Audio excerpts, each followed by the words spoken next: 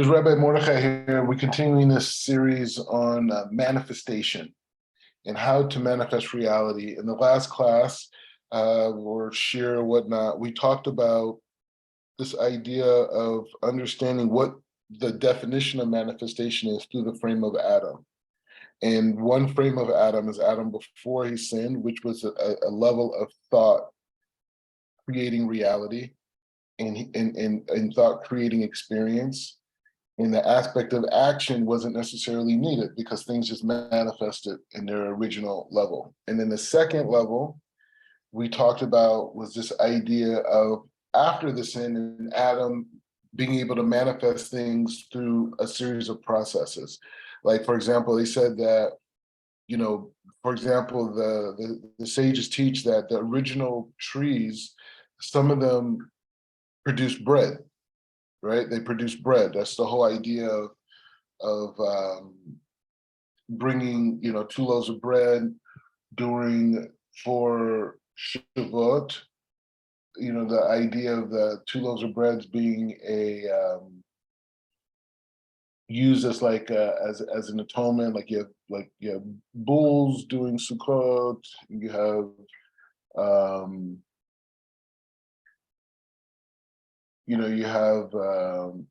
I guess the lamb, I guess for Pesach, but you also have grain. I don't know. It's a bunch of different connections. But the main point, I just don't want to go off topic and go into these points, but the point is saying that there's 4 times in a year that the world is judged, right? The world is judged on the 15th of Nisan. The world is judged on the 6th of Sivan. The world is judged on Rosh Hashanah, and the world is judged in Sukkot, right? And then on those different times of judgment, that there's certain korbanos that what people would bring, right? And we're saying that during the time of Shavuot is a time of Matan Torah, but it's also the time that the world is judged on all of the different fruits that'll be produced from trees. And so they ask the question, so why do we on that day, why is 2 loaves of bread used as this frame as a korbanos for Sukkot? And the response is that because the original trees that existed used to produce bread. And so that's the connection between the time where the harvesting, so we're going back to the original tree in essence. But the greater point is understanding that after the fall from Gan Eden, which we understand Adam and Chava, that they also got connected to there was some type of a sin that was created by the trees, right? And so the trees originally, in the Midrashim teaches that originally that when the trees were created, the whole tree was supposed to be edible.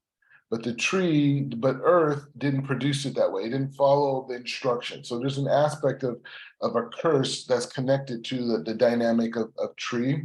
And so when Adam committed his sin, who's also, I guess, made of earth, then there was a process of connecting those 2 averot together. And from there, the dimension of trees changed forever, right? So trees originally were supposed to be completely edible, and they weren't edible because earth rebelled against God, because it was worried. The reasoning was that if the trees were edible, when human beings are created or other entities would just eat trees and trees would just disappear. So it kind of like had this thought, right? So the point is saying after the sin, everything became a process to eat bread. He said there's 10 stages to make like chomotzi for Shabbat, challah, right? There's 10 steps. And so those 10 steps are expressed, or the light of those 10 steps are articulated in the 10 words that are used in the bracha for hamotzi lechem, right? So there's a process, there's 10 stages, and that bracha is a connection to the holiness of each of those different stages, because each stage is obviously connecting us to the 10 spheros and these 10 channels of light that we talked about in the last class and these different dynamics. But this is the point. So we understand the concept of manifestation from 2 frames, one before the sin in the Garden of Eden and after. That's how we understand manifestation. Now, the thing is, we also understand that the level of manifestation and how we experience manifestation is a choice. It's not that we no longer have access to the consciousness that Adam had. We are Adam. We are descendants of Adam. So we have connections to that supreme thought consciousness that existed in Gan Eden. It's in our DNA. Our super grandmother Chava was created in Gan Eden.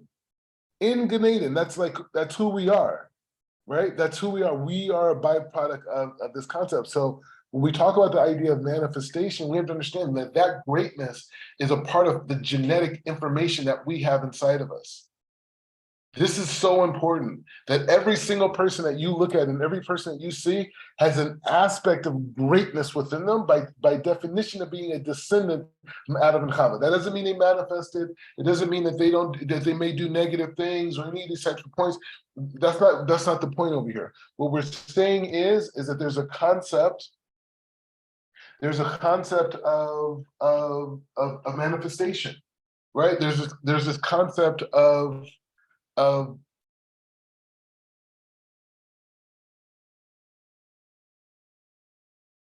being able to not be limited to the reality of living in the world of action in the way that it's described to us or the way that it's afforded to us. There's a way to go past that, right? And that's what we talk about, this idea of how light is actually revealed, right? How light is actually revealed. And so this process of how light actually revealed, it's a humongous thing. But the thing is, as much as in the last class, I gave you a structure of how everything functions. You want to know what the main issue is, the challenge with manifestation is with people? People don't want to change, right? Manifestation represents change, right? And so I wanted to bring this midrash. It's a really nice, it's a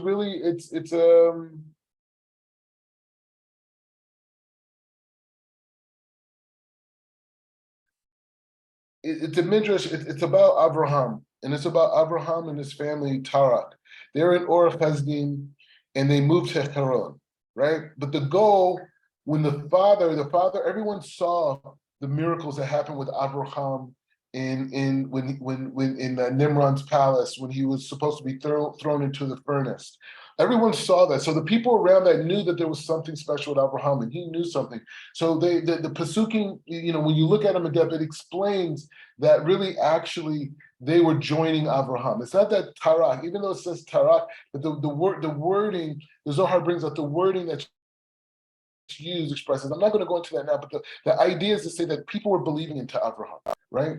And so it's talking about this experience. So it's talking about now, it's saying that now the Lot and Abraham, took their wives and they started to leave to Haran, right? Or Haran, right? And that travel to Haran is this process of leaving this place of limited consciousness of Or Kasdim. They left that place of where they started that place where they began the place that, shaped everything about who they are, but at the same time, they outgrew it, right? They saw the truths of the place. They saw that it was limited. And so they started on this journey. And they started on this journey to Haran.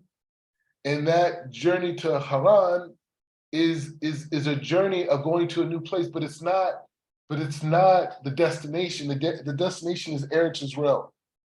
And so he says they took their wives and also Lot. And he says, who was the son of Abram's brother Haran. Now, the thing that's interesting about Lot, his father Haran is the one who jumped in the furnace after he saw Abraham do it successfully. He rejected it the first time. And after he saw it, he jumped in. And he died. So it's an interesting thing when you think about the dynamic of Abraham's and Lot's relationship. We see that later Pesukim. What was Lot's understanding of the holiness of Abraham? Being the fact that that's the reason why his father died, right? His father died because Abraham was willing to do something that he wasn't. And once he saw that it could be done, he tried to emulate it and he died. So you think about the psychology of that with that relationship and how it's going. But he says, but they departed with intentions of going to Eretz Yisrael. At the time it was Eretz Canaan. When they arrive in Han, and Terach realizes that they were not in danger there, he did not continue to journey to Canaan. He settled there. And Abraham at the time was 70 years old. Right? Now this is an important situation because this is a big concept. In Haran, Abraham called public, he gave public shirim about the oneness of the Creator and the obligations of us to serve him. And he debated people, right? He debated them, and people had questions. He composed books devoted to demonstrating how empty idol worship was. He published books, and he gained tens of thousands of followers. This is before Twitter. And he acknowledged the existence of Hashem. Now, here's the thing. This is what makes Abraham special. He achieved stardom. He achieved stardom in this place that his family settled in. His family changed. They grew. They made changes in their life. They were better than they were in Or Cheskim. They were better in Haran. They were better there. And Abraham became a celebrity. But the difference between Abraham and everyone else is that he had to continue on that journey. And even if that meant him going by himself with just him and his wife. And he continued on. He continued on to Eretz Israel. Right? You know, he spent time there. He was there. He received a message from Hashem that he should do it. But the point is saying that it's so difficult for us to continue on that journey. Many of our parents had dreams, and many of our parents had goals. You know what? A lot of those dreams and those goals that they have they were not able to realize them in their lifetime. You know, I meet a lot of people who come to yeshiva, people who come to seminary, and it was a dream of their parents to do such a thing. And they're able to do it. And so we see here that Abraham is in a situation where it was not about him, it was about truth. It wasn't about, taking the red pill, it was about the green pill all the way for him. And he just kept going. And so that aspect of Abraham and Sarah that's inside of us, that kept us pushing past our family. It kept us pushing past their place of safety and their place of security. That's what makes us great. That's what makes us great. There's so many people, I don't care how religious the family is and how big people are, whatever. Did that person, was he able or was she able to travel by themselves to connect to their truth? Because if you're just with the family and that's all you know, and you keep this and you don't question anything, you just do, I don't know. It seems like that will fall in the category of people who learn the Torah with no desire to ever learn the Sod, the secret to the Torah. So we have this obligation to see our journeys and to see our journeys in how we didn't give up. We didn't settle where our parents settled. We went and we are there to continue their dreams. And that journey of continuing their dreams may be lonely. It may mean that you may have to leave certain things behind. But the point is saying that this idea of going to a new place, traveling and seeing a new reality, experiencing yourself outside of the environments that you became accustomed to, and not just geographical, even family. That was the Lech Lecha before Hashem said Lech Lecha, right? His family was already in their own place of Lech Lecha. And so ourselves. And this is a very important part when it comes to manifestation, because manifestation is rooted in change, is rooted in our ability to change as people, to accept new things. One of the things about learning and working in Hollywood is that you see a lot of people given amazing opportunities, and some take them and some don't. And after a while, you start to think, because on the business side, you start to think to yourself, what are the reasons why this person accepted this deal and why this person self-sabotaged this deal? What's going on? Because I want to obviously make good decisions in personnel, right? You don't want to get in the middle of the deal and you pick someone, or people who, don't want to close, don't want to move forward. So you have to look at these things. So I began to study it, and I started to look at it, and I started to see that often the people who were given things very quickly it's easier for them to brush things off quickly and not take advantage of things quickly. And the people who had to work very hard and they went through a process were able to receive that opportunity and take it and capitalize on it and move forward. And so I just wanted to start to think about it. So what's the difference? Because when you understand, when I got in the entertainment business, you had the duality of people who were like real actors and actresses and reality stars and musicians that were now doing acting, right? Because all the people who were creating films cared about was audience, right? They didn't care about good stories as much as like, hey, if that person can bring in an additional, 200,000 ticket sales because of their fan base, I want them in my movie. That's the star, right? So that's the world that I came in. And so being able to see that, you saw people who became famous overnight. And then you saw people who were like working and going to auditions and going to acting school and this. I saw both. I was in the middle of that reality. Now, if you go around, most of the people you see now are reality stars. Oh, I got so many followers on whatever, and now I'm going to acting school because I can leverage my platform to get in the movie. You know what I mean? That's what it is today. It wasn't like that, It wasn't like that. I was there right at the end of the old classic world and right at the beginning of this new reality. And in between those two places, you have the kind of the reverse of the original Adam concept, right? Because you have Adam with instant, and that's the highest level, and you have Adam with the process, right? Which is a lower level, right? One is before the fall and one is after. So over here, you have people who instantly get something, instant success, right? Tila Tequila and all these other people from back in the day, right? I can't even think of their names anymore, but they were huge on MySpace, right? And by the way, I was a very popular blogger on MySpace, I have to say, but the point is just saying that you have people like that, and then you have people who were, working as Disney actors, doing extra stuff, doing secondary roles, this type of thing, 6, 7, 8 years. You had those types of people. So you're saying that the instant gratification, right? You would say that the people who were these Insta celebrities should be better off, right? Because that's the Adam consciousness, right? You want to be a celebrity and that's it.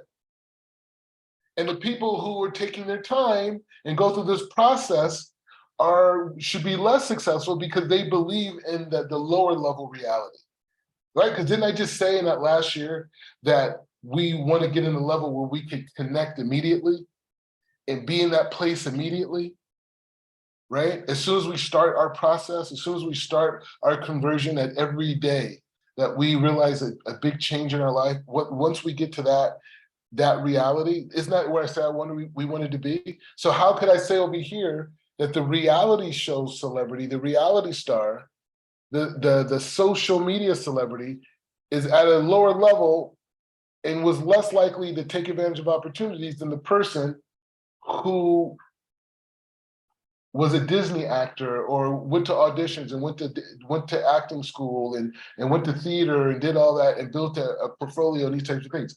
So there's a difference here. Here's the difference here. One, in the last class, what we were talking about was my consciousness connecting to a particular energy, saying that I'm looking at, I use the example of someone converting to Judaism, right? And every day on their conversion, using myself as an example, there was something new. I learned something new about Torah, about God. I learned something about a mitzvot, how to act out that connection to God. And so in essence, every day was a conversion, right? And so if I waited to the end of that conversion to be excited about my experience, it would have been very painful, very drawn out. But the fact that I saw it as days of opportunities of growing and connecting to the life force of Creator, because of my background coming from the Kabbalah Center, I have to say. And I'm not saying it's a place, I'm not directing people and say, oh, go there. No, that's where I was at as a non-Jew. I didn't know. But the point is just saying, but for me, I had enough of that consciousness that on that process of conversion, I was able to understand and connect instantly. And obviously the amalgamation was a full conversion of Bris Milah and Mikvod and Bracha, right? So that aspect for sure, right? But over here, that's consciousness. But over here, what we're saying is there's an aspect of hastaglis. It's an aspect of working and physically working towards action. Because if you just heard the first class, you just think like, hey, I could move forward with effort and connect to the light of the effort, which is true. Because the development process comes through the journey. It comes through the journey. But the manifestation of that light to be able to form the vessel comes through hastaglis. Comes through the effort, making the effort to move around, to connect, to build, to try new things, to make mistakes, to have successes. Through that, you build the vessel that allows you to connect to more of that light. So just to have the thought and to sit in your room and never do any actions towards it is not enough. There's a connection there, right? Because a lot of people get energy just from talking about things. I do this, I want to do this happened, one day I'm gonna do this is my dream. There's an energy there, right? But for some people, that's it. That's the extent of the energy. The extent of the energy is just talking about it, right? So we're trying to go and say that there's an energy there, but what brings that energy into full fruition is the actions connected to those efforts. And so this dynamic of manifestation, we're taking it from a physical experience to a spiritual experience, that the energy flows. But the energy also plays a role in the 1% physical manifestation, right? We have the 1% reality with the 99% reality. And we're saying the 1% reality is what we see with our five senses, and the 99% is things that are around it, the energy, the forces that influence the physicality. So we're saying that to get the full 1% and 99%, the full manifestation is needed, but it's not limited to that. My life is not limited to another person's opinion on how well I did, or how I answered a question on a test. You have these kids, they take tests in school, and then there's someone saying like, oh, well, you know what, your answer is incorrect. Who says that their understanding of my child's answer on this question is something that they could even comprehend to even say that it's wrong? How can you say that, oh, so you're saying he didn't give you the answer that you want for you from your intellect and what your book says that it should say? But it doesn't mean that his answer or her answer is wrong. And it's important for kids to know that. It's to train kids to say that you can understand that there is opinions that you could connect to, and the people that you connect your opinions to will give you a reward system. But that is just connected to their opinion. That does not encompass truth. Truth, 2 or 3 things could be right at the same time. 3, 4 opposite things could be right at the same time. Because truth is one source. There's one source of it's echad. Everything comes from the same source. So everything that's true, even though it's opposite, is still aspect of an expression of the original sense. So the point that we're building here is this idea of understanding this idea of true manifestation, that the manifestation is the light that I'm receiving now, and it's also the light that I will receive later, and it's also the light that I'll receive upon completion, and it's also the light that I will receive from building off of that completion, right? One idea builds off of another. One mitzvah brings another mitzvah.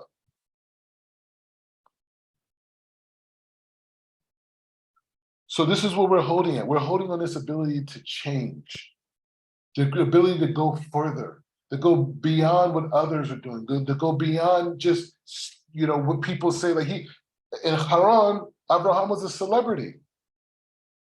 The Midrash says he was a celebrity, but that wasn't enough. That wasn't enough. He wanted to achieve the ultimate truth. And anybody who's who went through a conversion process could realize the idea of leaving Or Chesdin to going into Haran, and then leaving and going eventually into Eretz Israel. Like, I can leave Calabasas, go into Pico Robertson, and eventually come to Eretz Israel. Everyone has that journey, right? Somebody could be from Oregon or grow up in Oregon and then go to Scotland and then come to Eretz Israel. Everybody has this process of uprooting that aspect of Or Chesdin to Haran to Eretz Israel. So we're not just talking about this idea of a fictitious concept that's over here with Abraham, this great person that will never be like. No, Abraham's vibration is something that we're all living by. All the people who are Ben Abraham and Basera, all these people, we're living in that reality now. And the people who are descendants of that, who are Bnei Yaakov, are also living in that reality. We're all being uprooted to continue to move forward to truth. That's why we all have to return back to Eretz Israel, speeding our days. But the point is, over here, we're talking about something even more, or something that is connected to that idea, which is manifestation. And manifestation is a process of self-transformation. It's not just the action itself. That is for the other nations who had the level of the soul of the nefesh. They have the level of the soul of the nefesh, so their understanding is connected to the physicality of their work. But the person who has the ruach, the nefesh, the ruach, the neshama, the Chai Yakida, those people at those levels to the soul, we receive the nurturing, the nourishment through the different stages of action. Through the different stages of action, we receive nourishment. And so through these different stages of action, we manifest different parts of ourselves. So where are we at? Where are we at right now? We're at a place that says that manifestation for the person of 5 levels of their soul, that manifestation is the transformation process of self. And so when we talk about the original Adam and the original man, everything he desired was to become closer to Hashem. Everything he wanted, and when he was in a stage of thought manifestation, he wanted to be closer to Hashem. But now we're in a reality of Galus, right? The ultimate Galus, right? They said in the 7th millennium, we're going to put a crown on the Shekhinah, right? So the ultimate Galus is really being completely one with Hashem, right? We have the other Galut. We have the Galut, we don't have our basic Mikdash.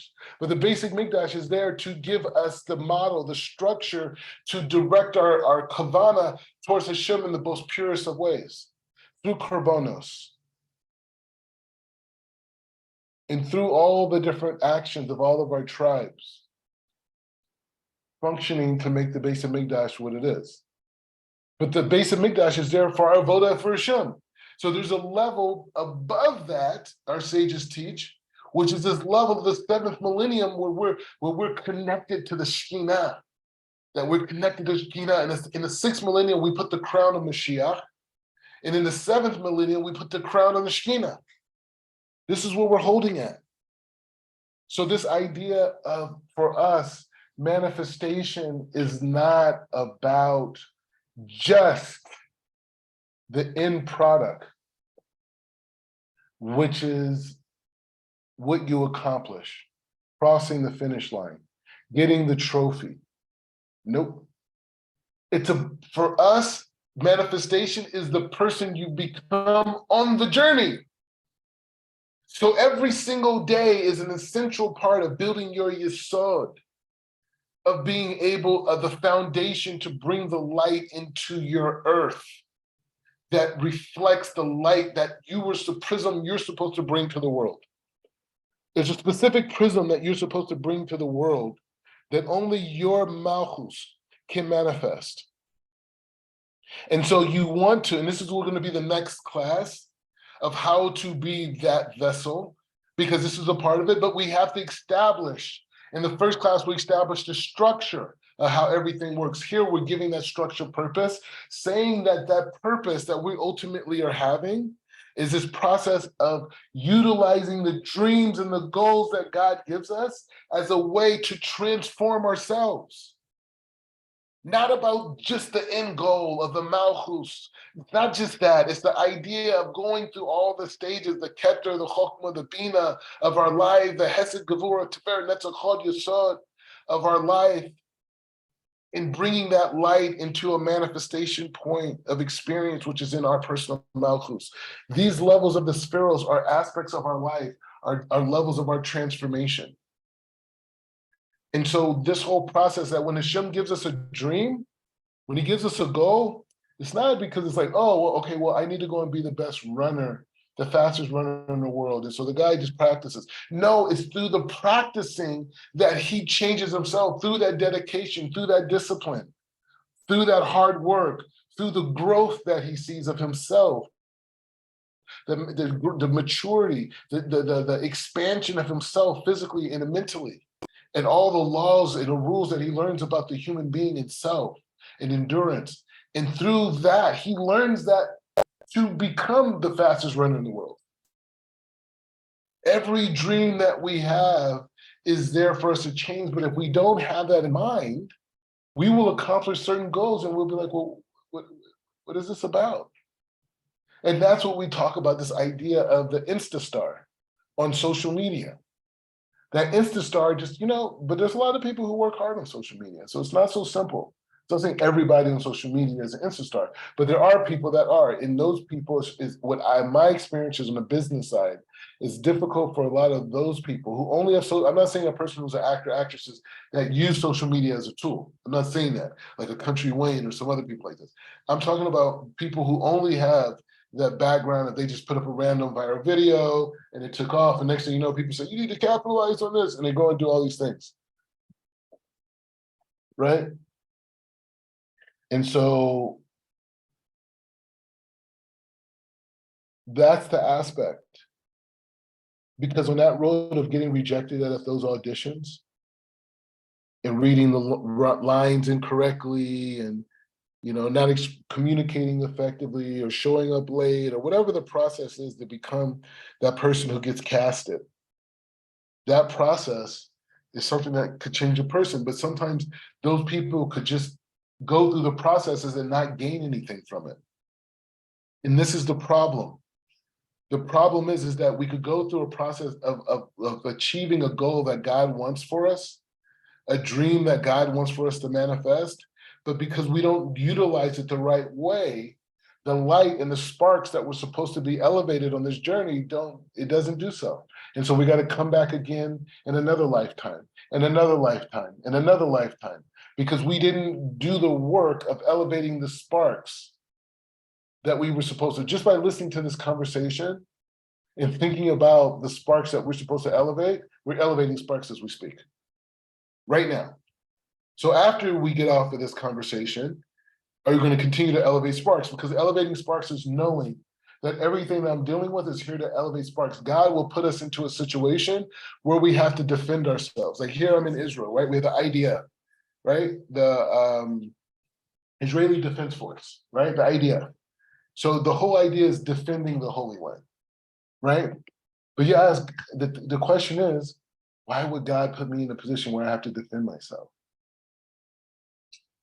Right? Is it just for fun? It's just random? No, Hashem wants you to defend yourself because this is part of your growth. This is part of your transformation in the same way that Yosef Asadiq brought Binyamin into Mitzrayim to have the brothers have to fight and defend each other to transform their nature from the brothers who sold one of them into slavery for death, to transform that consciousness. He wanted Binyamin to come to transform them. So the challenge that they were faced with was something that transformed them. So the idea of understanding this process of following our dreams is understanding that the things that we need to learn, the things that we need to understand and execute and put into action, that process is going to change us as people. And that process of changing us as people, that's why God gave us that dream. We have to be clear on that, and we have to teach the whole world this. Because that process of achieving our dreams and elevating all the sparks that are a part of what they call the grind, right? We're grinding to elevate the sparks. We're not grinding for the sake of capitalism. Although we can have a desire to have a company that touches billions of people. But we're doing it because we want the process of caring and loving and being responsible for 3 billion people. Not because we want to make X amount of money. And there's so many examples of companies that had greater missions than the products that they delivered. And because of that, the product took on its magical light. Apple being a good example. But the point is the continue on this picture that we're creating is understanding that the journey that we're on, this process that we are dealing with, this process is a process of seeing the dreams and the goals that we have as manifestations of God's path for the greatest workout program for our neshama, right? These dreams that we have and all the things that it takes us to manifest these dreams, all the things that seemingly are impossible, are exactly the sculpting that our soul needs in order to correct itself in this lifetime. So in our next class on manifestation, we're going to talk about how this energy flows, how this energy comes into this reality, and how we can capture it. But now at least we understand the structure, and then we're going to evolve the conversation from structure to purpose, right? And now that we just did purpose, now we're going to evolve the class into actualizing, right? Because now we understand the concept, we understand the functionalities, but like now, how do we access that as an individual? What is this process of me bringing this light from these 10 dimensions and manifesting it in my life? How do I get to this place of activating the prism that I'm supposed to bring to the world into my life? How am I going to go through the transformation process to see the dreams and the goals that I have given to me by God as a roadmap to what my soul needs to transform itself? Baruch atah Adonai le'olam, amen ve'amen.